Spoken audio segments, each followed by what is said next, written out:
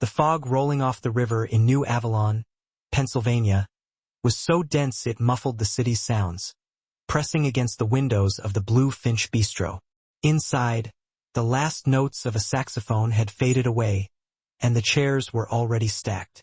Mara Quinn moved through the dim light of the closing shift, her eyes darting around, her steps quick as she wiped down the last table. The scent of coffee grounds and spilled wine hung in the air, a familiar comfort at the end of a long night.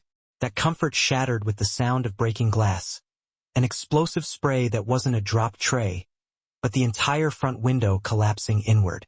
It wasn't just one sound, but two distinct groups of men, dark suits silhouetted against the misty streetlights, spilling into the bistro, bringing the wet cold and the sharp crack of gunfire with them. Mara didn't duck. Her reflexes, sharpened by years of anticipating needs and avoiding collisions, saw something else first. In the alcove booth, a young woman was frozen, her hands raised as if to ward off the noise itself. Elysia Vascari, 22 years old, the daughter of the man who owned the city's harbor, and a regular who always ordered the lemon tart. Mara moved. She didn't run around the gunfire. She ran through the gap between the two warring factions. It was an impossible, instinctive calculation.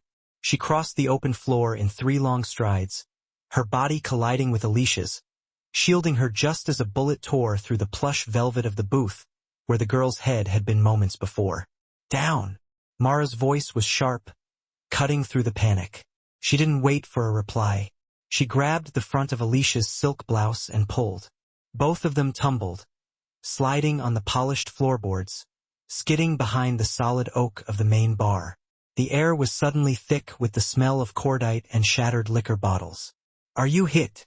Mara demanded.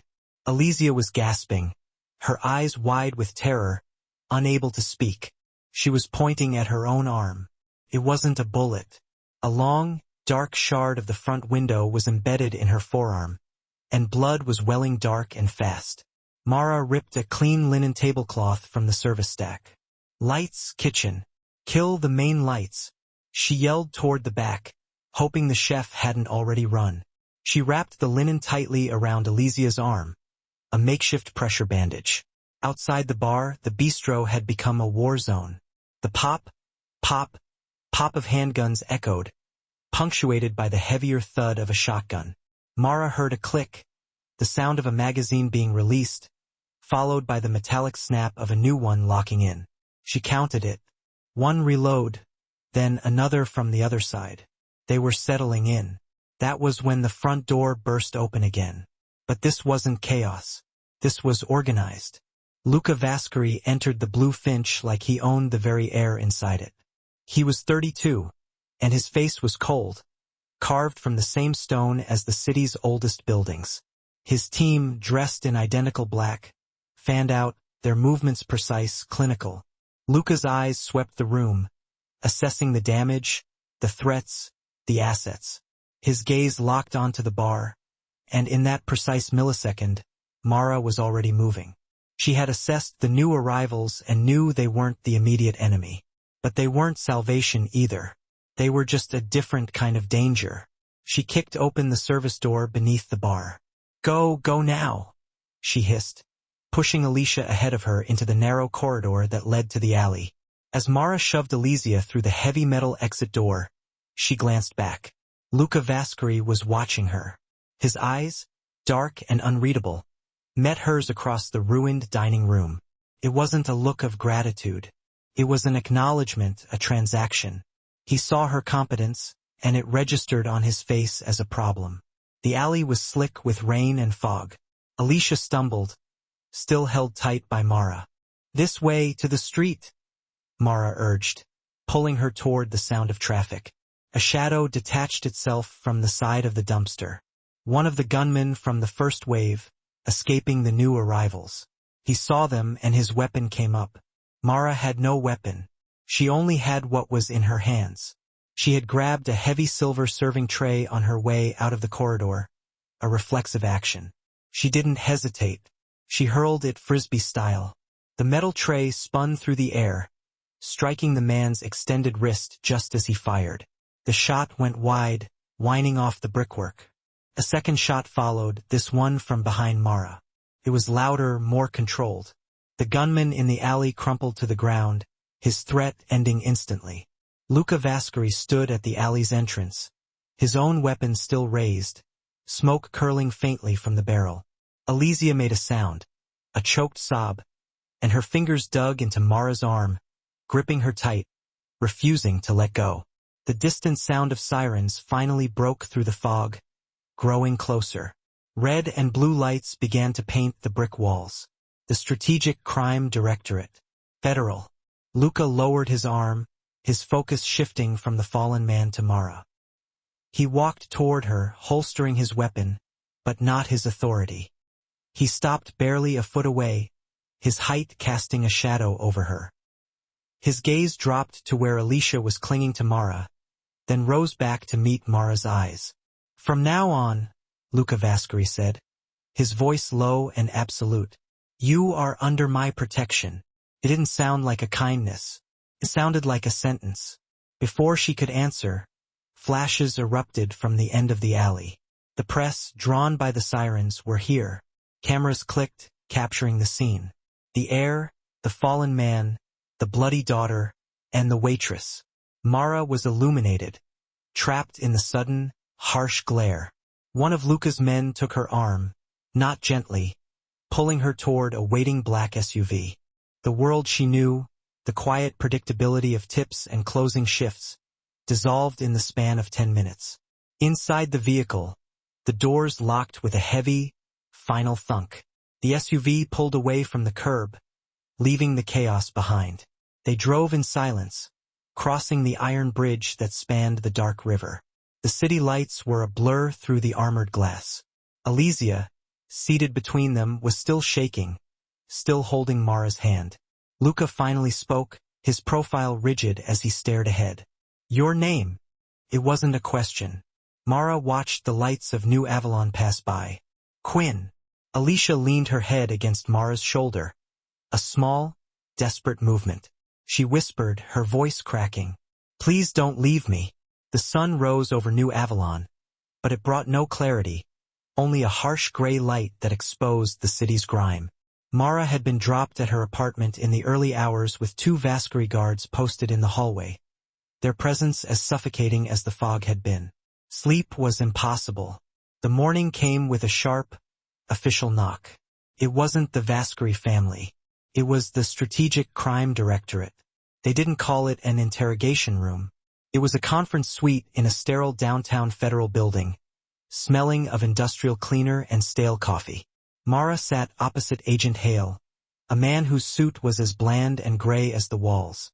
"Mara Quinn," he began, sliding a folder onto the table. "You had quite a night at the Blue Finch." He fanned out a series of glossy photographs. They were surveillance shots, grainy and distant, showing rough-looking men standing near shipping containers. "The North Bridge Union. They've been trying to muscle in on Vascari's port operations for 6 months. We believe they orchestrated the attack." Mara said nothing, her hands clasped in her lap, her knuckles white. "You did a brave thing, shielding Miss Vascari," Hale continued, his voice softening into a practiced, sympathetic tone. "The Vascari family. They play by different rules. You're in their world now, whether you like it or not, which means you're in a unique position to help." He slid a small metallic object across the table, a listening device no bigger than a button. "They trust you. They're grateful. They'll have you inside. We just need ears." Mara stared at the device. "You want me to be your spy?" "We want you to be a good citizen," Hale corrected her smoothly. "A green ticket for your future, Miss Quinn. A clean slate." He leaned in, the sympathy vanishing, replaced by a cold, bureaucratic precision. "Or we could look closer at your own affairs. Your stepmother, for instance. Her residency paperwork looks a little complicated.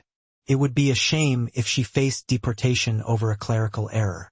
The threat hung in the air, a different kind of violence. The Vascari invitation came 3 hours later, delivered by a driver who didn't speak. Villa Arden wasn't a house. It was a fortress of red brick and old money, perched on a hill overlooking the city. The air was different up here, cleaner, thinner. Mara was escorted into a formal drawing room where Celeste Vasquez stood by a cold fireplace. She was a woman who seemed carved from marble, her posture perfect, her grief and gratitude held behind a mask of aristocratic calm. "Miss Quinn," Celeste said, her voice low and resonant. "We are in your debt. My daughter is alive because of your courage." She extended a hand, cool and dry, her grip firm. Her eyes, however, were not grateful. They were assessing, measuring Mara as a potential asset or a profound liability. Elysia burst in then, her arm in a pristine white sling, her face pale but resolute. "She has to stay, Mama. I told you she has to stay with us until this is over." Luca Vasquez entered behind his sister, his presence silencing the room. He had been observing Mara from the doorway. "She will stay," he announced, not as a request but as a verdict, but not as a guest. He turned to Mara. "Your old job is gone. The Blue Finch is a crime scene, and you are now a target by association. I am offering you a position as shift manager at the villa's internal cafe. You will live on the property under our security protocols." He was drawing a new map for her life, and she wasn't being consulted. That evening, Mara saw her own face on the television in the staff lounge. The news anchor was describing the event as a violent clash between rival port alliances.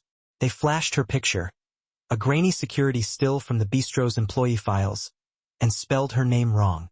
Mara Quinn. Her identity was already being rewritten by strangers. The next day, she met Ian Pell, the Vasquez family's legal counsel. He was the opposite of Luca's cold fire. Pell was all calm surfaces, a placid lake with a voice that was smooth and reassuring. But his eyes, small and dark, were reptilian. They didn't blink often. "A remarkable thing you did, Miss Quinn," he said over coffee he didn't drink. "We've taken the liberty of looking into your background just to ensure we can provide the best possible protection, of course." He smiled. "I see you have a considerable amount of outstanding student debt. A burden. The Vasquez family is known for its generosity to those who prove their loyalty." The pressure was mounting from all sides. That afternoon, Mara slipped away from the villa grounds during a shift change. She found a working payphone at a gas station miles down the hill. She fed it coins, her fingers shaking slightly as she dialed the number on the card Hale had given her. "Agent Hale," she said, her voice tight, keeping it low. "This is Quinn. I am not your lure. I will not plant your bug." The line was silent for a moment. Then Hale's voice, colder than the steel of the phone booth, replied, "You're in a war, Miss Quinn. You just haven't picked a side. You will call back." The line clicked dead. That night, Mara couldn't stand the confines of her new, luxurious room. She found her way to a high terrace, the city of New Avalon spreading out below like a field of scattered jewels. The wind was sharp. "You shouldn't be out here alone." Luca Vasquez stepped out of the shadows. He wasn't wearing the armor of his suit, just a dark sweater, but he seemed no less dangerous. "I'm not used to asking permission to breathe," Mara said, not looking at him. He moved to stand beside her, looking down at the city he commanded. "Hale will have promised you safety. He will have threatened you. He will have offered you a way out." Mara turned, stunned by his accuracy. "How do you know?" "Because that's the SCD playbook, and you're the perfect leverage. He's right about one thing. You're in a war, but you're on your own side." He reached into his pocket. He pressed something into her hand. It was a switchblade, slim and elegant, but perfectly weighted. The handle was cold. "I can't protect you from my family or from the feds." "Not completely," Luca said, his voice a low gravel. "But I can give you a tool." His fingers brushed hers as he released the knife. "Don't trust Pell. Don't trust my mother. Don't trust me."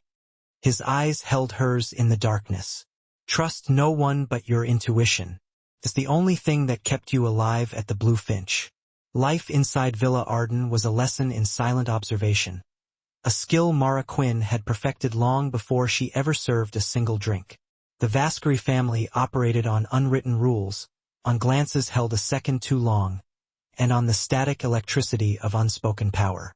Mara, who had grown up navigating the unpredictable currents of the foster care system, found the environment dangerously familiar. She knew how to make herself small, how to read the mood of a room from the doorway, how to anticipate an order before it was given. Her time running track in high school had taught her how to bolt, but her nights at the Blue Finch had taught her how to stand still and watch. She was now the shadow that moved through the Vasquez home, managing the cafe, serving espresso to men with guns in their shoulder holsters, and watching. Her only point of genuine contact was Alicia. The girl who had clung to her in the alley was now her constant companion, finding reasons to visit the cafe, to bring Mara pastries she didn't eat, to just sit and talk. The gratitude had faded into a genuine, desperate need for an ally. "My father wants to marry me off," Alicia confessed one afternoon, picking at the label of a water bottle. They were in the villa's vast, empty library, the air smelling of old paper and lemon oil. "To the Rossi family to secure the Eastern Harbor. He thinks it will stop the fighting." Mara waited. "I'm not a person to him," Alicia whispered, her voice breaking. "I'm just a piece of property, a flesh and blood hostage to guarantee a treaty." Mara's own history gave her no easy words of comfort, only a shared understanding of being a pawn. "What does Luca say?" "Luca argues with him," Alicia said, a flash of pride in her eyes. "Luca, he's different. He doesn't want this life." Mara had seen glimpses of it. She saw Luca in the early mornings, not at the port, but in his study, surrounded by blueprints for automated container terminals and logistics software. She overheard his arguments with the family's older capos. "We can't keep breaking skulls and expect to survive in this century," Luca had snapped at one of them, his voice carrying from the study. "The money is in clean logistics, in data, not in rackets. Your father's way made us rich, boy. Don't forget it," the older man had growled. Luca's desire to legitimize, Mara realized, was the source of the family's deepest fracture. It was what made him a target, not just from the outside but from within. Her own investigation started with a simple request. Luca had given her access to the Blue Finch security footage, ostensibly to help her identify the gunman for the family's own records. She sat for hours in the villa's security room, watching the digital ghosts replay her trauma. She watched it 10-20 times. The gunmen, the first wave, moved with terrifying precision. They didn't just storm the front. They split. One group covering the service entrance, the other taking the bar. They knew the floor plan. They knew where the staff would be. They knew the exact layout of the booths. Which one was most protected? Someone had drawn them a map. Her new job in the cafe gave her access to the flow of goods into the villa, deliveries, manifests, invoices. It was mundane work until a shipping receipt caught her eye. It was from the Vasquez's own Haven Gate port. But the embossed seal was wrong. It was a near-perfect forgery, but the ink was a fraction of a shade too light, the press of the seal a millimeter too high, an error only a waitress trained to spot a flawed wine label would notice. The destination on the forged manifest wasn't a Vasquez warehouse. It was a private cold storage facility, K-12. The owner was a shell corporation, Harbor Crown Imports. That evening, Alicia showed Mara a small lacquered box. "This was my mother's," she said. Inside were dried flowers, a single pearl earring, and a stack of letters. "She wrote this before she died. I never understood it." Alicia handed Mara a piece of heavy cream stationery. The handwriting was elegant, feminine. It was a note to a friend, but one line had been underlined. "He cannot see that the stain is inside, not outside. It is the rot within our own walls that will undo us. The rot within." The thought chilled Mara. Later that night, she was passing Luca's study when she heard raised voices. "Ian, the press is running wild with this. Luca, the Blue Finch incident is making us look weak, sloppy. We need to handle this. Shut it down." "Shut it down? How, Ian?" Luca's voice was ice. "Payoffs, threats. It's a simple cost-benefit analysis," Pell said, his voice maddeningly calm. "The witnesses, the bistro owner, their silence is a small price for stability. We make the problem go away." "No," Luca said. The word was final. We don't silence civilians. We don't become the thing they say we are. Find the real source. You're letting your principles get in the way of prudence, Pell countered.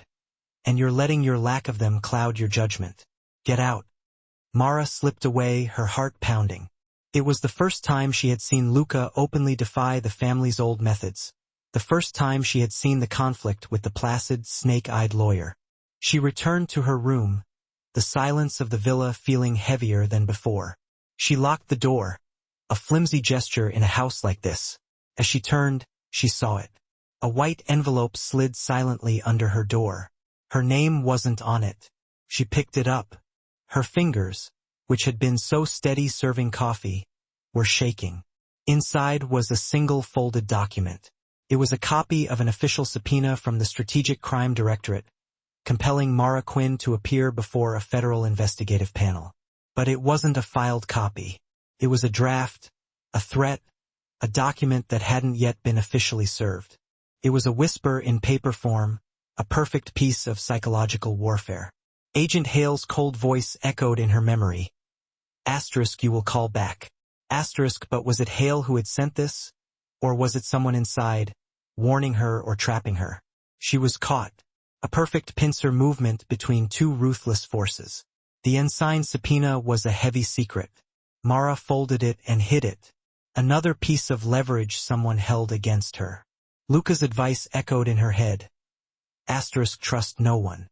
But trust was a luxury, and everyone in this house, including Luca, was demanding a form of it. His version of trust was practical. The next day, he took her to the villa's private firing range, a soundproofed concrete room tucked beneath the gardens. You're a target now, he stated, laying a sleek black handgun on the steel table. You will learn to be a threat. The head of his security team, a man named Russo, demonstrated the stance, the grip. Mara's hands felt clumsy, the weapon cold and unnaturally heavy. Her first shot was high, the recoil jarring her shoulder, the noise deafening even through the earmuffs. You're fighting it, Luca's voice said, suddenly close. He stepped behind her, his body heat a sudden contrast to the cool air. He didn't touch her waist, but his presence was electric, enclosing. His hand covered hers on the grip, his fingers strong, adjusting her alignment. It's not about strength, he murmured, his breath near her ear. It's about control. Breathe out. Don't resist the kick. Become part of the action. He placed his other hand lightly on her wrist. His skin was warm beneath her own pulse. She could feel the steady, slow rhythm of his thumb. The dialogue of their heartbeats felt louder than the metallic click as he checked the safety. Now, he commanded softly. She exhaled, squeezed the trigger. The shot was still loud, but centered. His hand lingered on her wrist a moment longer than necessary before he stepped back. The connection broken, leaving her skin feeling cold. Later, the tension found a different outlet. The villa's main kitchen was a sterile, stainless steel expanse run by a professional chef, but Alicia preferred the smaller, warmer staff kitchen in the late hours. That night, she dragged Mara in, determined to make pasta from scratch. We have to do something normal, Alicia insisted, tying an apron around Mara's waist. They ended up covered in flour, laughing until they were breathless as they failed to properly feed the dough through the machine. Mara found herself laughing, a real, unguarded sound that felt rusty in her throat. Alicia flicked a puff of flour onto Mara's nose, and for a moment they were just two young women, not a target and a hostage. Mara froze, sensing a presence. Celeste Vasquez stood in the doorway, a silent observer in a silk robe. Her face was unreadable. Was this a flicker of warmth in her eyes, a softening at seeing her daughter laugh, or was it calculation, assessing Mara's deepening integration into the family? Celeste simply watched for a long moment, then turned and disappeared as silently as she had arrived. The laughter died, the cold reality of the house settling back over them. Luca found Mara later as she walked the perimeter of the estate. Felt unsettled. He fell into step beside her, gently guiding her toward an inner courtyard, a haven of potted orange trees, the air alive with the sweet perfume of blossoms. She's starting to trust you, Luca observed. It wasn't an accusation, Mara responded. She needs a friend, Mara replied, pulling her sweater tighter around herself for warmth. They walked in comfortable silence, the only sound the satisfying crunch of gravel beneath their feet. I used to hide out here, Luca confessed, his voice quiet, a stark contrast to the iron command he usually projected. He reached out, his fingers lightly brushing a leaf. I learned to play the saxophone. I thought if I could play well enough, I could carve out a different path, a life far removed from all of this. Mara gazed at him in the soft, filtered moonlight. His eyes, usually so cold and calculating, were now weary, like a lamp left burning too late into the night. I played in jazz clubs in the city for 2 years, he continued, a ghost of a smile gracing his lips. I was good, damn good. But the blood path, as you call it, it has a way of pulling you back. My father got sick, and the North Bridge Union saw an opportunity. You can't exactly play jazz when someone's trying to burn down your house. So you put the horn down, she said. I picked up a balance sheet, he corrected, his voice tinged with regret. And a gun. This life, it isn't about choice. It's about obligation. He stopped walking, and they found themselves in the heart of the courtyard, sheltered from the gaze of the house, existing in their own little world. A faint melody, the unmistakable sound of a saxophone, drifted from an open window somewhere above. My mother still plays my old records, he explained softly. He extended his hand, not in a commanding gesture, but as an invitation. May I? Mara hesitated for a moment, then placed her hand in his.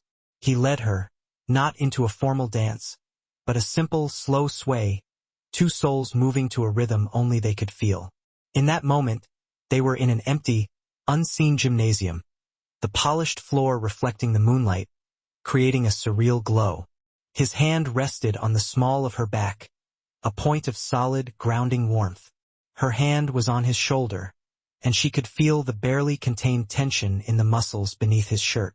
They moved slowly, their breaths mingling in the cool night air. A delicate sheen of sweat gathered on her temples. His gaze was intense, focused solely on her, as if she were the only uncomplicated thing in a world of endless complexities. He tilted his head slightly, his breath gently brushing her cheek. And then, as naturally as the music reaching its final, fading note, his lips found hers. The kiss was not forceful or demanding. It was a question, a shared moment of stolen quiet. It began tentatively, then deepened, a slow exploration of warmth and shared tension. It tasted of the night air and a profound, shared loneliness. His hand tightened almost imperceptibly on her back, pulling her a fraction closer, and she allowed herself to lean into him, just for a second, feeling the solid strength of his chest. But then her training, her ingrained survival instinct, kicked in. Mara broke the kiss and stepped back, though his hand remained on her back, leaving a lingering, warm imprint. I can't, she said, her voice steadier than she actually felt. I won't become another one of your debts, Luca, something you own. He didn't argue. He searched her face, his expression serious, then nodded slowly. I understand. He let his hand fall away, though his eyes remained fixed on hers. A vibration shattered the fragile spell. Not his phone, but hers. She pulled out a small burner phone, purchased with cash weeks ago, a relic from a life before all of this. A single anonymous text message illuminated the screen. Harbor Gala night. Look at the lights.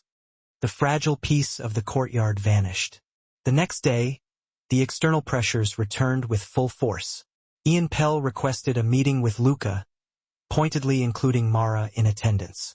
Alessia is the core vulnerability, Pell stated, his voice smooth and controlled. The Rossis are restless. Northbridge is aggressive. I strongly suggest we move her to Switzerland, perhaps until we stabilize the ports. Alessia, who had been sitting silently, exploded. I am not going anywhere. I am not a package to be shipped off, so you can make your deals. She stormed out of the room. Pell turned to Luca. She's emotional. You need to control her. She's right, Luca said, his voice flat. After Pell left, Luca looked at Mara. He's not wrong about the gala. It's the Haven Gate celebration. Every faction will be there. It's the most dangerous place in the city tonight. Mara thought of the text message. Look at the lights. She thought of the forged manifests, Harbor Crown Imports, and the gunmen who knew the Blue Finch layout like the back of their hand. I have to go, she said. Luca stared at her incredulously. Absolutely not. I went to the Blue Finch every night, Luca. I served those men. I know their faces, how they talk, who they meet. If there's an insider, I can spot him. She held his gaze. You need ears. You said so yourself, but I won't be your spy. She pulled out the burner phone and showed him the text. I'll be my own. She saw the internal conflict raging in his eyes, the strategist warring with the man who had kissed her in the courtyard. I'll go as a waitress, she said, laying out her plan. I can get hired by the catering company. I'll be invisible. I'll wear a button camera. Your team can be outside. If I see anything, I'm out. Luca watched her for a long, silent minute. He hated the idea, but he knew deep down that she was right. She was the one person they wouldn't be looking for. Russo stays outside with a full team, Lucas said, his voice hard. You are not to engage. You observe. You get the evidence. You get out. You follow my orders on this. I will, Mara said. He gave a curt nod. The moment of intimacy from the night before erased, replaced by the cold reality of their arrangement. The Haven Gate Port Gala was not a party. It was a battlefield draped in silk and crystal. The main terminal, usually a place of bustling industry, had been transformed. Chandeliers hung from steel girders, and the scent of champagne and expensive perfume barely masked the underlying smell of salt and diesel from the river. New Avalon's political elite mingled with port authorities, their laughter sharp and meaningless, their movements like chess pieces on a gleaming marble floor. Mara Quinn, effectively invisible in her black and white catering uniform, moved among them. Her tray of champagne flutes was her shield, her expertly trained waitress's smile, a mask. The tiny camera lens, disguised as a jet black button on her waistcoat, recorded it all. In her ear, a small receiver fed her the low, steady static of Luca's security team, waiting on the perimeter. She saw the Vasquari contingent enter, Luca, a commanding presence in a tuxedo that looked more like armor than formal wear, Alessia, beautiful and tense, her hand firmly clasped on her brother's arm, and Ian Pell smiling, his snake-like eyes crinkling as he shook a senator's hand. Across the room, a cluster of men in equally expensive tuxedos watched them, the North Bridge Union, looking for all the world like legitimate businessmen. Mara focused, scanning, listening. Then she saw it, high up near the ceiling. A single powerful spotlight on the roof catwalk was flickering. It wasn't a malfunction. It was precise. ... Look at the lights. Her heart hammered against her ribs. It was simple Morse code, not a message but a direction. It was pointing toward a service corridor, the one leading to the building's main control hub. She traded her full tray for an empty one and slipped through a service door. The music and laughter faded, replaced by the hum of machinery. She found the control room. It was dark, lit only by the cold glow of 36 security monitors. The lone technician was gone, his chair still warm, a half-eaten sandwich on his desk. The gala organizers must have pulled him away to fix a problem elsewhere. Mara scanned the console, her fingers moving quickly and surely, navigating the scheduling submenus, the same system that managed the cafe's inventory. And there it was, a last-minute logistics transfer code named Oral 57. It was scheduled for midnight, a single container to be moved, destination cold storage K12. She ran her finger down the authorization column. The digital signature was clear, APL. A burst of audio in her ear made her jump. It was Luca's voice, but not directed at her. The receiver was picking up his microphone. He was on the open-air balcony. Is not a risk, Councilman? Ian Pell's smooth voice was saying, captured by the same mic. It is a guarantee. Your package of 24 inspection-free containers moves tomorrow. The Vasquari family appreciates your flexibility. Mara stared at the screen. Pell was running a shadow operation, using the Northbridge rivalry as a smokescreen. He was moving his own product, authorized by a corrupt councilman. She backed out of the room and returned to the ballroom floor, her mind racing. The orchestra had just switched from a classical piece to a slow, smoky foxtrot. She was picking up stray glasses when Luca appeared in front of her. He didn't look at her as a man looks at a woman he had kissed. He looked at her as a boss looks at a servant. "Waitress," he said, his voice loud enough to be overheard. "You've been staring at my table. My sister requires another glass of water." He was offering an excuse to talk, but before she could move, he took the tray from her hand, set it on a passing cart and took her hand. "And my apologies," he said to the air, "but I must borrow her for this. My sister insists I dance, and this is the only partner who won't try to broker a deal." He pulled her onto the dance floor. His hand was hot on the small of her back, his other hand clasping hers firmly. They moved into the rhythm of the dance, a perfect, practiced motion. "Report," he murmured, his lips close to her hair, the command absolute. "K-12, Mara whispered, her voice tight. "Pell, he's moving a container, Oral 57 at midnight. He signed the transfer. I just heard him on the balcony, promising a councilman inspection-free packages." Luca's grip tightened.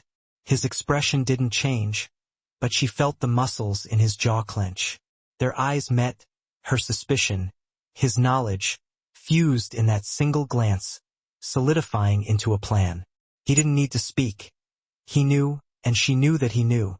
Suddenly, a series of loud pops echoed through the hall. Not gunfire, confetti. Massive cannons hidden in the decorations exploded, showering the crowd in gold and silver paper. The music screeched to a halt. In the sudden confusion, Mara saw the Northbridge Union members moving, not in panic, but with purpose, toward the side exits, a perfectly executed diversion. In the chaos, Luca released her. "Stay here," he ordered, moving toward Alessia. Mara was pushed by the surging crowd. She was trying to get to the service exit to loop back to Luca's team when an arm grabbed her. A man in a catering uniform, one she didn't recognize, slammed her back against the wall of a technical corridor, out of sight. His face was pale, his eyes wide with terror. "This isn't your fight," he hissed, his voice a frantic whisper. "They know you're here. Don't go to K-12. It's a setup. Don't go if you want to live." Before she could even react, he was gone, vanishing into the smoke-filled, confetti-littered hallway. Mara leaned against the wall, her breath catching in her throat. It was a setup, a warning from a stranger. She had the answer. She could run, give the data to Luca and disappear. She thought of Alessia, the cold, calculating look in Pell's eyes. Luca trapped in a life he didn't want. She wouldn't run. She pushed herself off the wall and headed for the real exit. The drive to the warehouse district was fast. She found cold storage K-12 easily, a vast, windowless block of concrete near the darkest part of the river. She didn't know how she would get in, only that she had to. She didn't need a plan. As she stepped out of the cab, a black SUV pulled up silently behind her, its lights off. Luca Vascari got out. "I told you to wait," he snarled. "He warned me it was a trap," she said. "And you came anyway," he said, not in anger, but in frustrated disbelief. "So did I." He looked at the building. "My team is 5 minutes out. We wait." "No," Mara said, pointing. A side door was ajar, a sliver of cold, white light cutting the darkness. "They're expecting us now." They moved together in silence, weapons drawn, his gun, her slim knife, and slipped inside. The air was frigid, the walls covered in thick ice. The only sound was the hum of the massive freezers. They stepped into the main chamber. It was vast, empty, rows of steel shelving disappearing into the freezing mist. A loud clang echoed behind them. Mara spun around. A heavy steel mesh gate had dropped from the ceiling, sealing the entrance, trapping them. One by one, blindingly bright spotlights flickered on, illuminating them, pinning them in the center of the room. A series of red lights from high-definition cameras lit up, every one of them pointed directly at the trap. The bright, Sterile lights pinned them, leaving Luca and Mara exposed on the frozen floor. A voice, distorted and amplified, crackled through the warehouse, seeming to come from the ice itself. A truly noble gesture, Luca, but ultimately a foolish one. High above them, in a dark observation booth, an internal light snapped on. Ian Pell stood behind the thick glass, a microphone in his hand, looking down at them. He was no longer the calm, placid lawyer. His face was rigid with contempt. The family can't afford a leader who thinks with his heart, Pell's voice boomed. It needs a leader who understands that blood is just another form of currency. The Northbridge Union was a convenient scapegoat for the bistro attack, but they were amateurs. He smiled, a cold, thin expression. They had the muscle, but I provided the intelligence. They knew exactly which booth Alessia would be in, a detail only an insider could provide. A detail I used to test your reaction. Luca, you failed. What do you want, Ian? Luca's voice was low, tight, his weapon still held at a low ready. What I've always wanted, control, Pell said. But first, we clean the board. A heavy steel door slid open in the main freezer, revealing a smaller, darker chamber. Two of Pell's men, dressed in heavy parkas, shoved a heavy steel chair into the freezing air. Alessia was bound to it, her face pale, her eyes wide with pure terror. The Vascari legacy is weak, Pell announced. It's time for a change in leadership, but I'm a reasonable man. I only need one of you to disappear. So, Luca, you have a choice. The future of the family or the waitress who stumbled into a war she doesn't understand. The heir or the hired help. Luca's face was a mask of cold fury. He had already calculated the odds. There was no escape. He began to lower his weapon, a clear sign of surrender. Let them both go, Ian, he said, his voice resonant. This is between you and me. Pell laughed. That's not the choice I offered. But Mara wasn't looking at Pell. She was scanning the wall beside the steel gate, her mind racing. Her eyes locked on a gray metal electrical panel, its lever marked with a bright yellow warning. She knew that panel. A memory surfaced, sharp and clear. Delivering coffee to the villa's engineering crew and listening to them complain about the port's automated systems. They wired the main breakers on the inside of the freezers, one had grumbled. It's a stupid safety protocol in case of an external fire, a manual override. Luca, Mara said, her voice barely a whisper. The panel on my mark. Luca was stalling, walking slowly toward Alessia, his hands visible. What guarantee do I have that you'll let either of them live? Ian, if you have any mercy now. Mara yelled. She didn't run. She lunged, throwing her full body weight against the heavy-duty circuit breaker. Luca, understanding instantly, dived toward Alessia. The world ended. The blinding spotlights didn't just go out. They exploded in a shower of sparks as the circuits overloaded. The entire warehouse was plunged into absolute, freezing darkness. The deafening hum of the freezer fans died, replaced by a sudden, echoing silence, and a new sound began, a loud, pressurized hiss. The emergency defrost system, triggered by the catastrophic power failure, began to vent. Thick, white fog poured from the ceiling vents, creating a blinding cloud of condensation. Within seconds, the air was opaque. A high-pitched wail started up, the backup battery alarm, thin and useless in the chaos. The gate, Mara screamed into the fog. The electronic lock was dead. Luca found her in the dark, his hand grabbing her arm. They slammed their shoulders against the ice-sealed steel mesh gate together. It groaned, then burst open. This way, Luca yelled, pulling her forward. The backup alarm had done its job. Pell's men, 4 of them, were running down the outer corridor, their flashlights cutting sharp, panicked cones into the thickening fog. Gunfire erupted, the flashes blinding in the dark. Luca shoved Mara behind a stack of metal shelving and returned fire, 2 precise shots. 1 flashlight beam spun wildly and then extinguished. 1 man down. The remaining 3 advanced, firing blindly into the fog. Mara fumbled in the pocket of her ruined catering uniform. Her fingers closed on the small, heavy object she had swiped from a stage technician's belt during the gala's confetti blast. a theatrical flashbang used for stage effects. She pulled the pin. "Cover your eyes," she yelled and threw it hard onto the concrete floor. The device detonated with a deafening crack and a searing, magnesium-white light that illuminated the entire fog-filled space. For one brilliant, blinding second, the gunmen cried out, their vision destroyed. Luca didn't hesitate. He moved like a shadow through the dissipating fog. 3 more controlled shots, 3 impacts. Silence returned, broken only by the wail of the alarm. He was already at Alessia's side, using Mara's slim knife to saw through the thick zip ties binding her to the chair. Mara scrambled up, her ears ringing, and looked toward the observation booth. It was dark. The door at the back of the booth was open. Pell was gone. He had fled in the confusion, but not empty-handed. On the floor of the booth, dropped in his haste, lay a single silver object. It wasn't a weapon. It was a USB data token, the kind used for high-security cryptographic keys. Etched into the brushed metal was the unmistakable logo of Harbor Crown Imports. Mara climbed the short metal ladder, scooped up the token, and slid back down, the metal burning cold against her skin. Luca half carried, half dragged his sister toward the exit. They burst out of the freezing warehouse and into the damp, heavy night air of the docks. The sudden humidity felt like a suffocating blanket. Alessia was hyperventilating, shaking so badly she could barely stand. She clung to Luca, sobbing his name.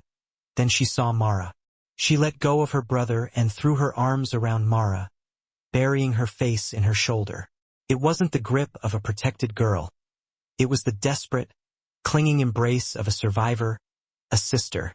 "You came," Alicia wept, her voice muffled. "You came back." Mara held her, her own body shaking. Luca leaned heavily against the corrugated steel wall of the warehouse, his head down, his breath hissing through his teeth. Mara pulled away from Alessia. In the faint yellow light of the dock lamps, she saw it. His left shoulder, just below the collarbone, was soaked. The dark fabric of his suit was glistening, and blood was dripping steadily onto the pavement. He had been hit during the first exchange of gunfire. "He's hurt," Mara said, her voice flat with shock. She moved, her training from the Bluefinch, cuts, burns, broken glass, taking over.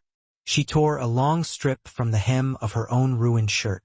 "You need pressure," she commanded. She shoved the wad of fabric against the wound. "Hard!" He cried out, a sharp intake of breath, but his eyes were fixed on hers, shockingly bright in his pale face.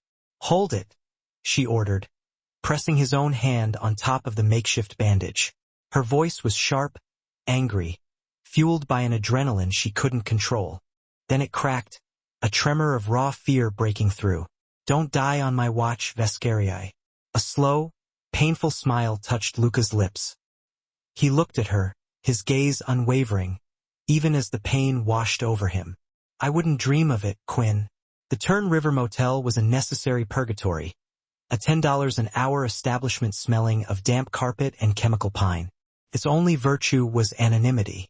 A flickering blue neon sign outside cast the room in a sickly, pulsing light, turning the rain-streaked window into a piece of abstract art. They had burst through the door, a mess of adrenaline, freezing water, and blood. Luca, Mara, and Alessia. The girl was numb, in shock, her earlier tears frozen. Mara steered her toward the cleaner of the 2 double beds. "You need to sleep, Alessia," she said, her voice gentle but firm. Alessia sank onto the thin mattress and curled into a ball. Mara pulled the worn bedspread over her, then took off her own damp jacket and laid it on top, a small, inadequate gesture of protection. Alessia was asleep in seconds, exhaustion pulling her under. That left Mara and Luca. The room was too small, the air too thick. Luca had slumped against the wall by the door, his face pale, his hand clamped to his shoulder. The makeshift bandage was soaked through.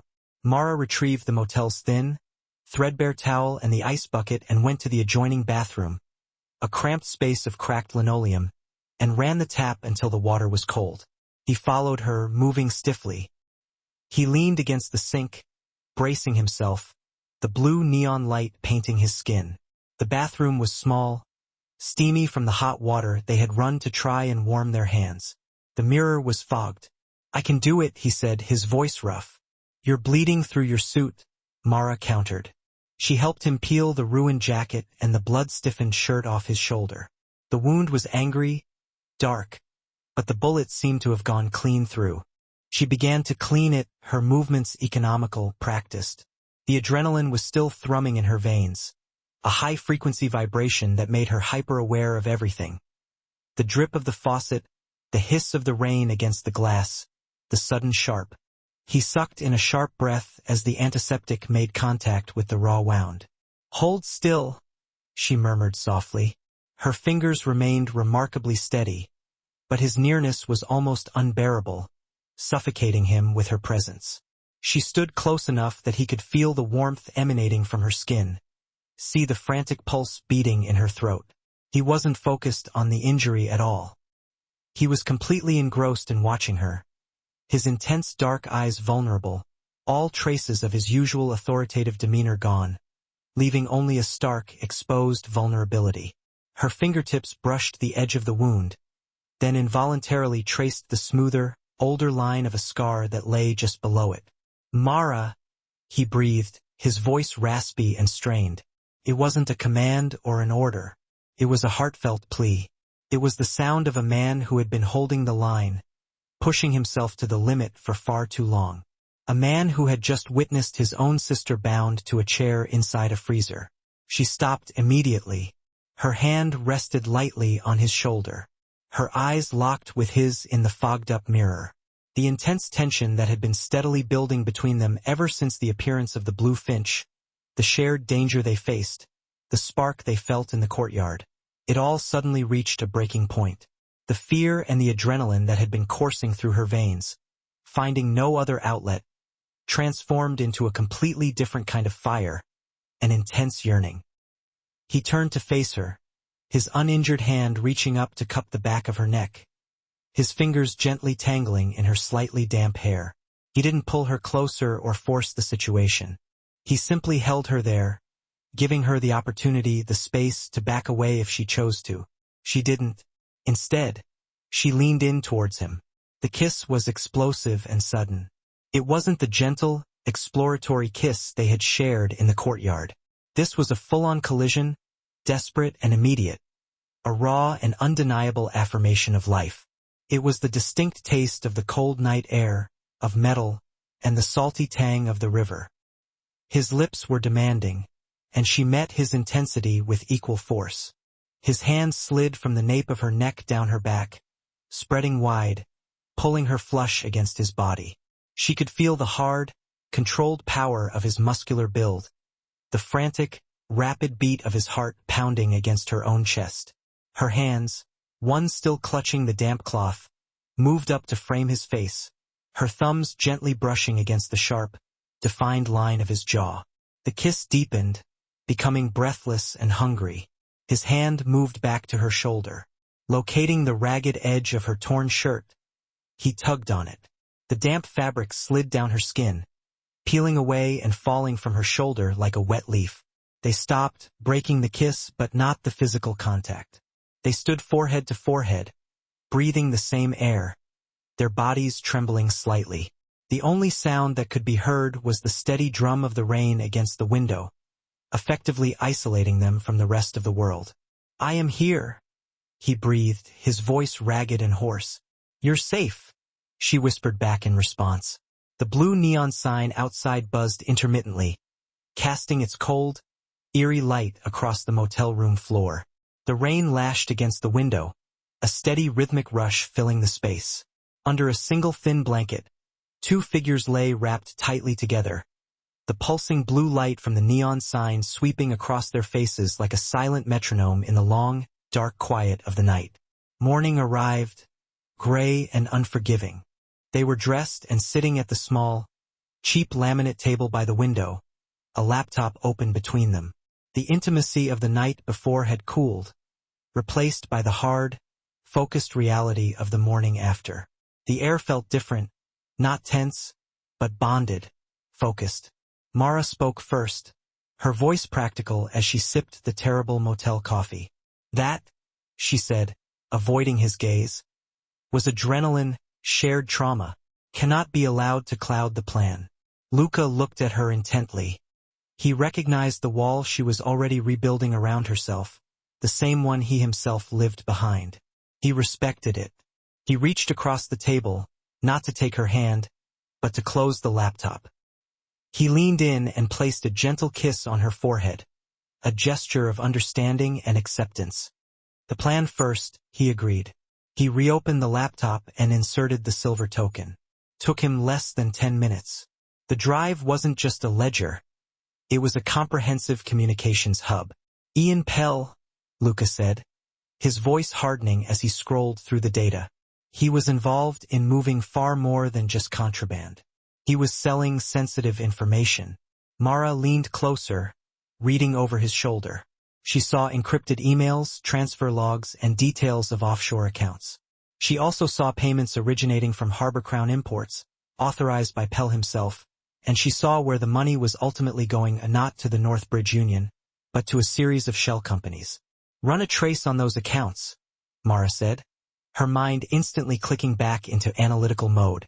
Luca typed rapidly. The trace is finalized. The accounts all feed into a single primary holding company. He paused. VNC Holdings, Luca read aloud. He ran the name against a federal database. It's registered to a private trust. Whose trust? Luca was silent for a moment as he considered the information. He typed in a new series of commands, his expression hardening. He looked up, his eyes now cold and steely. Agent Hale from the Strategic Crime Directorate. He's playing both sides, Mara said, the pieces of the puzzle falling into place. Hale, with his veiled threats about her stepmother. Hale, who had subtly pressured her to spy. He's not just playing, Luca said, his voice dangerously low. He's controlling the narrative. He uses the SCD to apply pressure. Pell creates the chaos, and Hale's company profits handsomely from the resulting instability. Harbor Crown is their joint venture. We can't just hand this over to the SCD, Mara said, shaking her head. Hale will bury it. We have to expose them both all at once. He has a live data hub, Luca said, pointing to an address listed in the logs. Pier 9. That's where the real ledgers are kept. That's where we cut the head off the snake. As they began to formulate a detailed plan, Mara's burner phone, which had been silent for days, vibrated on the table. An unknown number was displayed. She stared at it for a moment, then answered the call, putting it on speakerphone. Miss Quinn. The voice on the other end was cool and utterly unmistakable.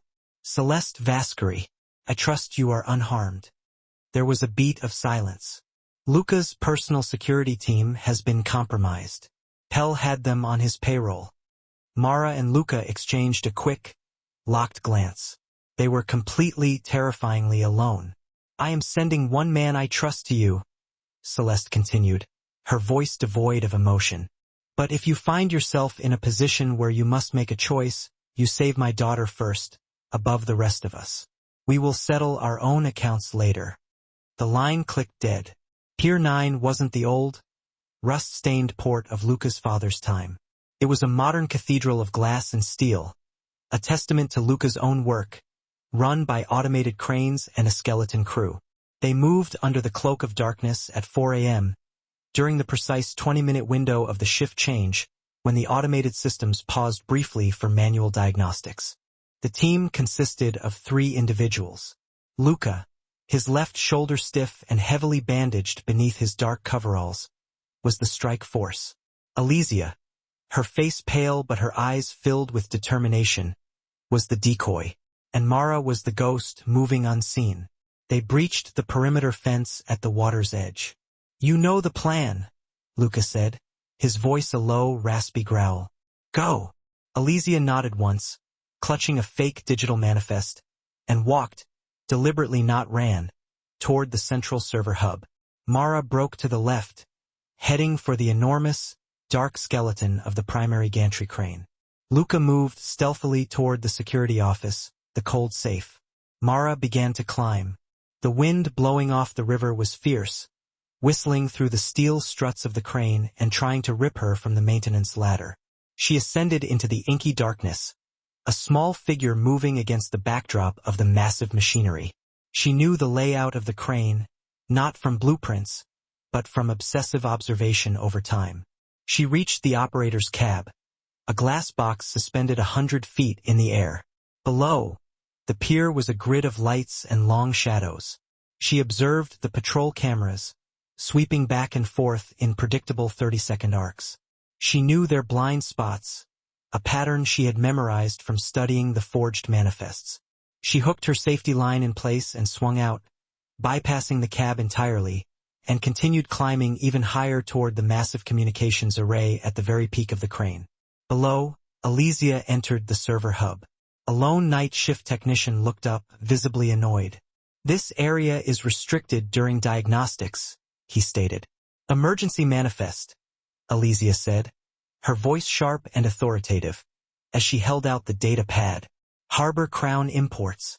They are rerouting container 704. It is a priority override." The technician sighed heavily and turned to his console to verify the information. "I don't see any." As he turned back around, Elysia stumbled deliberately, her hand reaching out to catch her balance against the main server rack. Her fingers deftly planted a small, dark chip in an open port, a signal jammer. The security feed within the hub would now show a looped video of an empty corridor. At the exact same moment, Luca reached the security office. The door was a solid slab of steel. He was carefully examining the high-security electronic lock when a voice came from the shadows behind him. "That will not yield to force. It requires a memory." Luca spun around, his weapon instantly coming up, freezing in place. Celeste Vascari stepped into the light. She wasn't dressed in elegant silk. She wore severe dark trousers and a heavy coat. "Mother." Luca's voice was rough with disbelief. "Ian always lacked imagination," Celeste said, her voice like chilled steel. "He used this vault, your father's old private safe, thinking I had forgotten." She held out her hand. In her palm lay a single, antiquated brass key. "Your father built this to hide his first ledger. Ian uses it to hide his betrayal."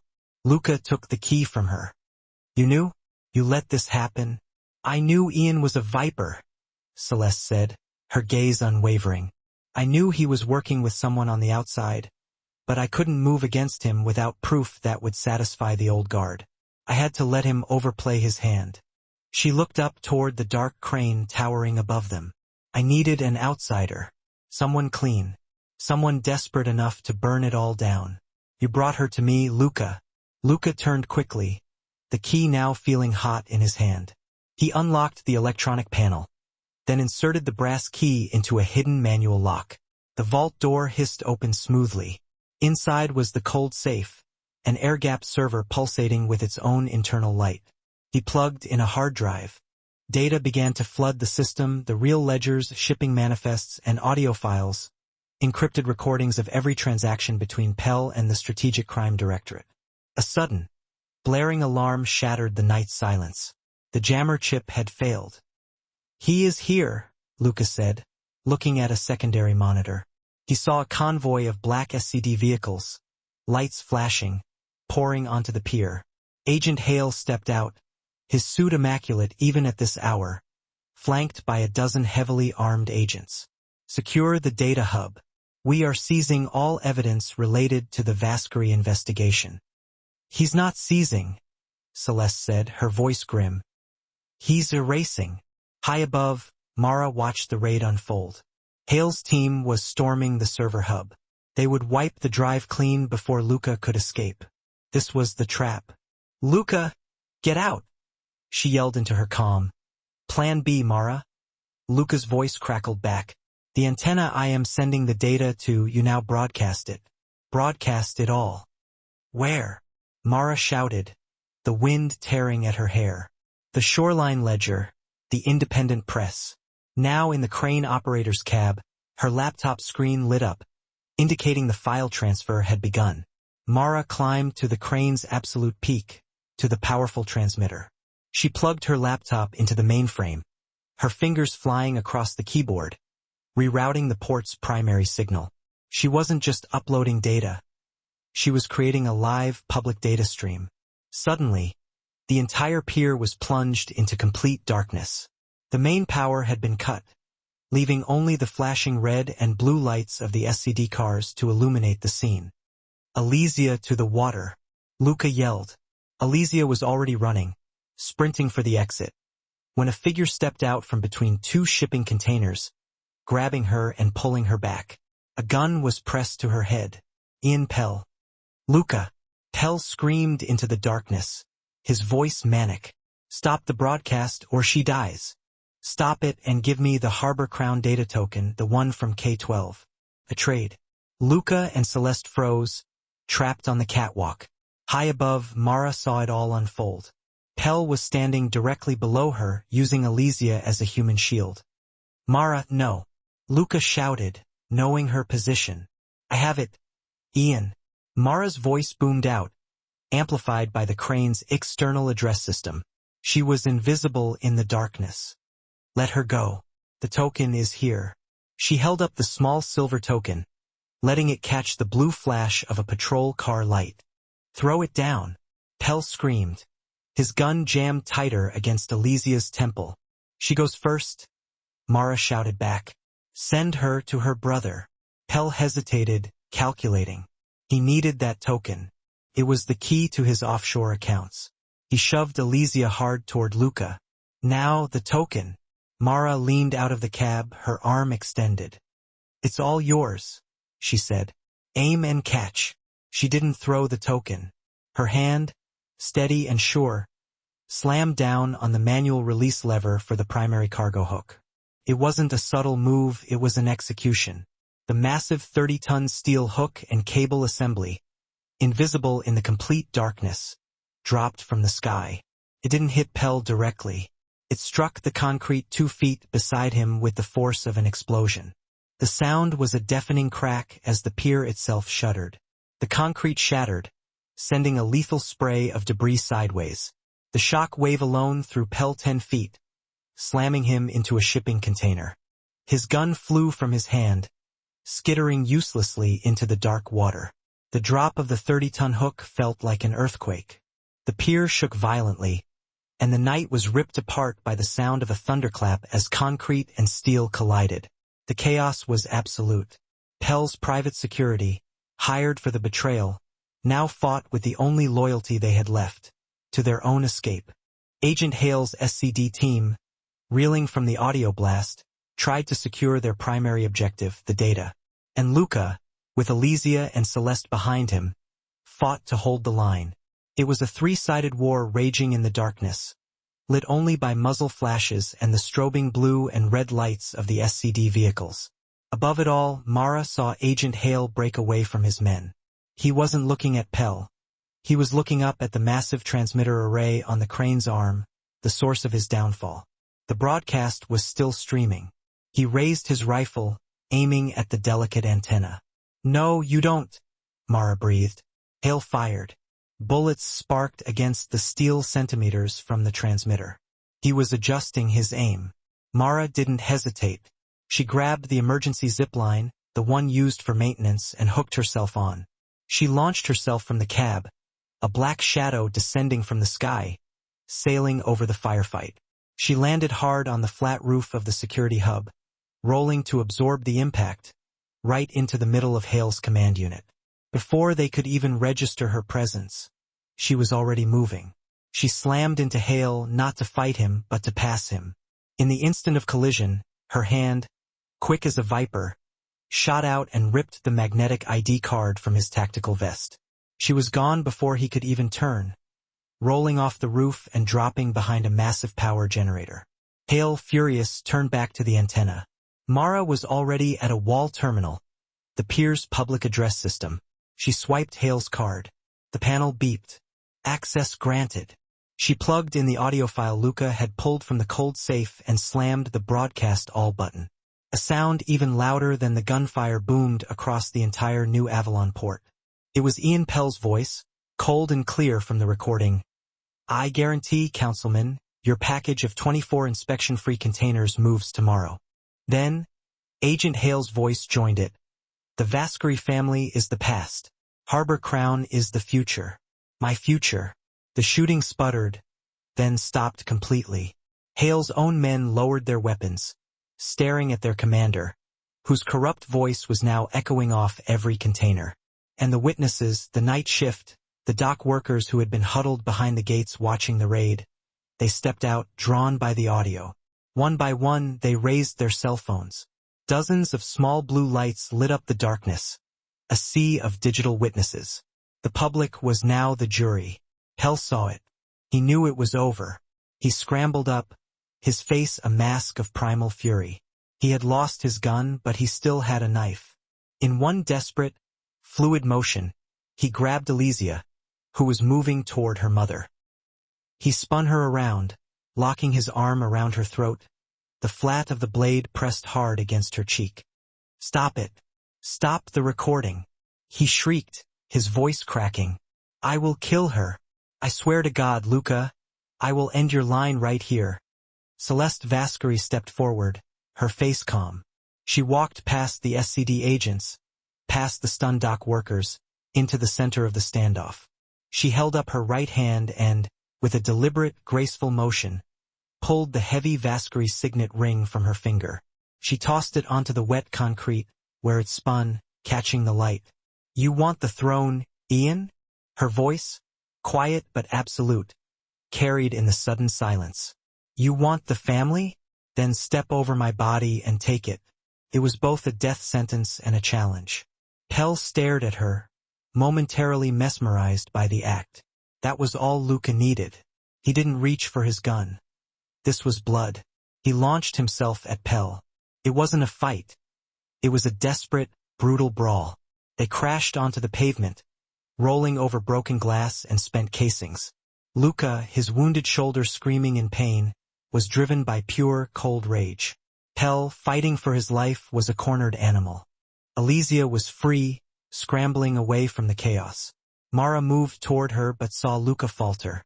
Pell, younger and uninjured, landed a vicious blow on Luca's wounded shoulder, sending him reeling backward. Pell scrambled, his hand searching the wet ground for the knife he had dropped. Mara saw the glint of metal. A puddle of oily water reflected one of the SCD spotlights, creating a perfect, blinding glare. She moved quickly, stepping directly into the angle of the light, her own body blocking Pell's view. He reached for the knife, his eyes momentarily blinded by the reflected light. Mara's foot came down, not on his hand, but on his wrist. A sickening snap echoed in the silence. Pell screamed, a high, thin sound. Agent Hale watched it all unfold, his world collapsing around him. His men weren't moving. The phones were still recording. He saw Mara, the waitress, the ghost who had dismantled his entire operation, his face contorted with pure hatred.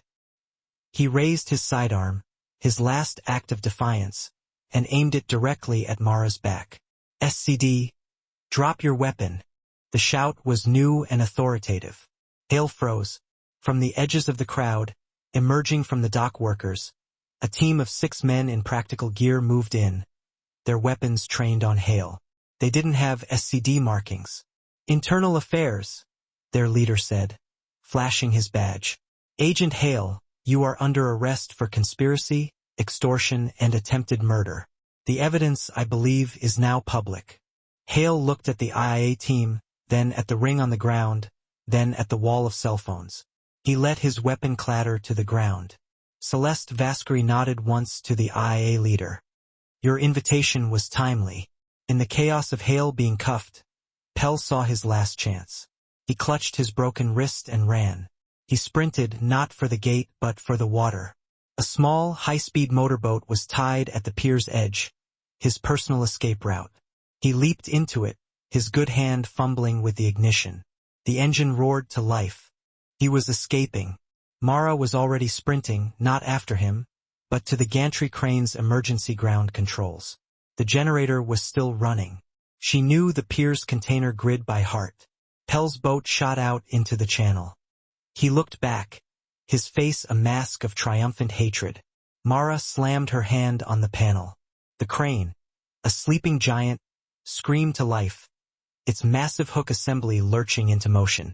Pell's boat was fast, but the crane was faster. Mara hit the magnetic release. An empty 40-foot steel container, invisible in the darkness, dropped from the sky. It didn't hit the boat directly. It landed 5 feet in front of it, a solid wall of steel blocking the narrow channel. Pell had no time to swerve.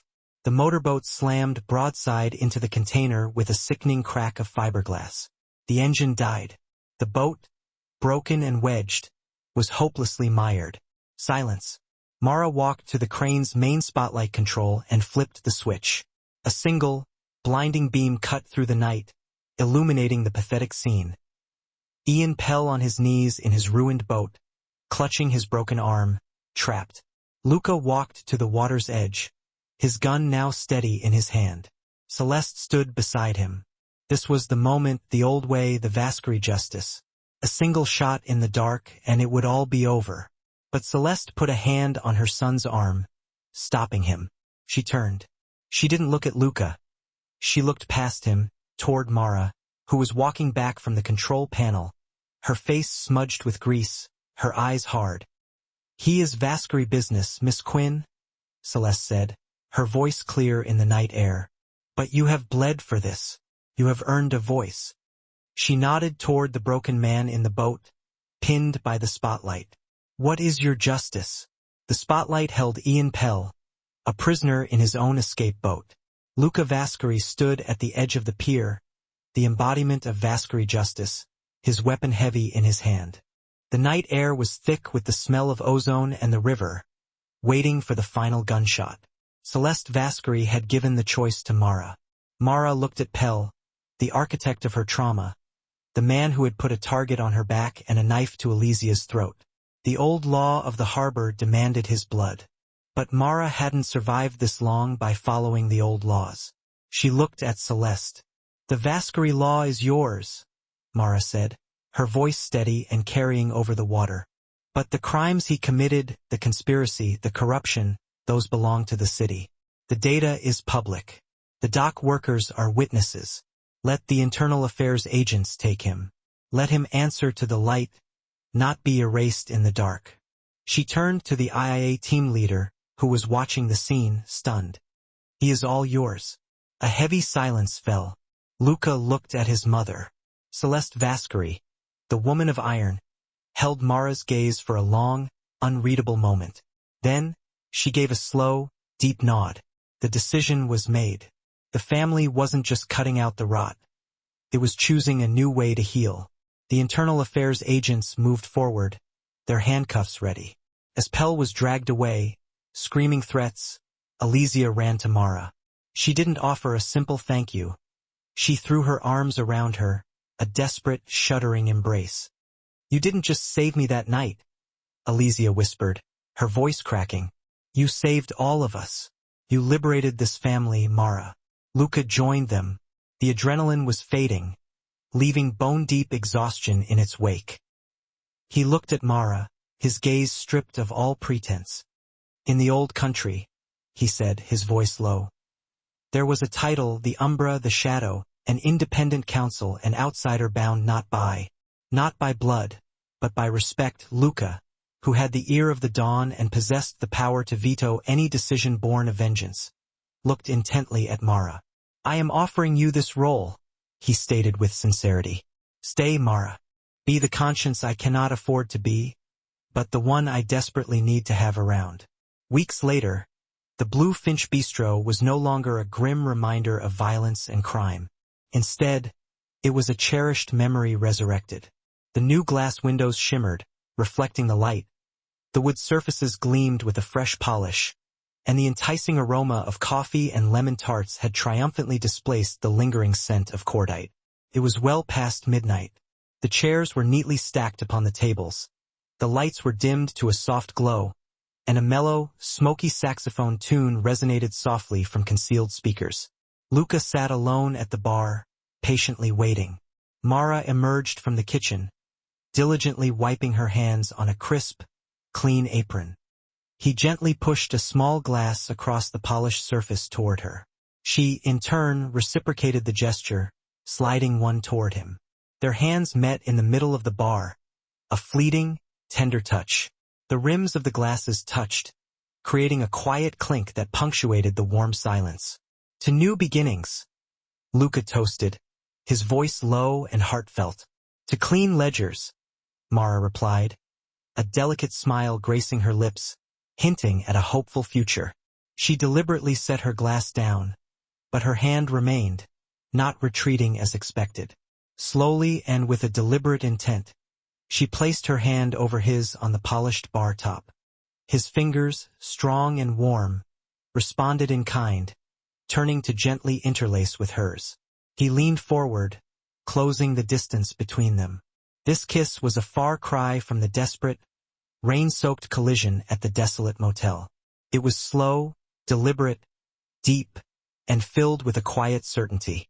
It was a promise whispered on their lips, a testament to their shared future. It tasted of security, of a safe haven found. His free hand rose, not in a grab for dominance, but to gently cup her cheek, his thumb brushing softly against her delicate skin. She leaned into the tender touch, her eyes fluttering closed, her other hand coming to rest on his chest, feeling the steady, reassuring beat of his heart. The music continued to play its soothing melody as the focus shifted away from the intimate moment, drifting toward the front window where the rain had begun to fall, blurring the bright lights of New Avalon into a soft, promising glow, painting the city with hope. The next morning, the bold headline of the Shoreline Ledger confirmed the dawn of a new reality. Harbor Crown's black network dismantled. It proclaimed in large, attention-grabbing letters, "SCD rocked by Internal Affairs investigation." The comprehensive story meticulously detailed Pell's extensive corruption, Hale's dramatic arrest, and lauded the innovative new clean logistics initiative spearheaded by the determined Luca Viscari. That very afternoon, Celeste Viscari, radiating an aura of quiet confidence, walked into the Blue Finch. She was impeccably dressed in a sharp, professional business suit. With a measured grace, she placed a single leather-bound folder on the bar. "The family is grateful for your service," Celeste said, her voice carrying the weight of generations. "This is what the family chose to do next as a gesture of our sincere appreciation." Mara carefully opened the folder, her expression questioning. It was not a check as she had half expected. Instead, it was the official deed to the Blue Finch. "It is a gift, offered freely," Celeste stated firmly, cutting off Mara's anticipated protest before it could even form. "Not a chain binding you to obligation, but a genuine expression of gratitude.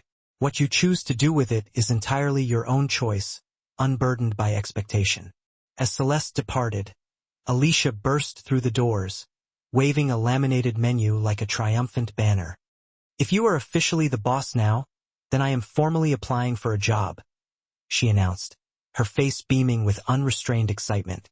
"Night manager and chief mocktail designer extraordinaire." She pointed dramatically to the first item on the menu, her eyes sparkling with mischief. "I call this one the run-through Gunfire." Mara laughed, a genuine, warm sound that resonated through the bistro, filling the space with joy and lightness. That night, Mara sought out Luca and found him on the villa's high terrace, gazing out over the glittering cityscape.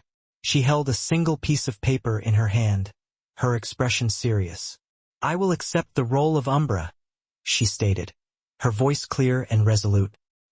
He turned to face her, relief washing over his weary face like a refreshing wave. "On one condition," she added, handing him the paper she held. He took it, his brow furrowed with curiosity, and read it carefully. It was a contract, meticulously written by her own hand.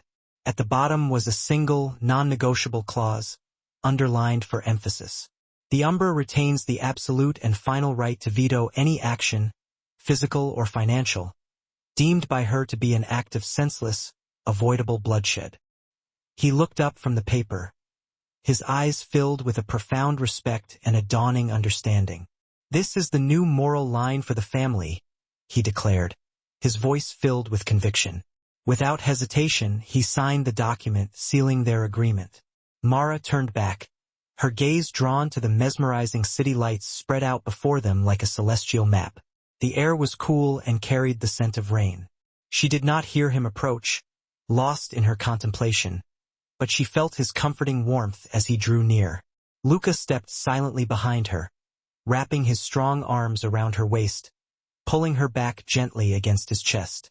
He rested his chin lightly on her hair, his embrace solid and reassuring, a safe harbor in a turbulent world. "You know," he murmured, his voice rumbling softly against her back, sending a shiver of delight down her spine. "From that very first night, you ran through the gunfire without hesitation. But you were never truly alone, Mara." Mara smiled, a slow, genuine smile that radiated contentment, leaning back into his protective hold. The story was far from over. In reality, it was just beginning, unfolding with endless possibilities. Thank you so much for listening to our story. We truly hope that you enjoyed it. We would love to know where in the world you are listening from, and we invite you to share your thoughts and comments with us. If you enjoyed this dramatic journey, please subscribe to our channel, Mafia Boss Story, for more exciting tales. Like this video and show us your extra support by hitting that hype button so that this story can be heard and enjoyed by even more people around the globe.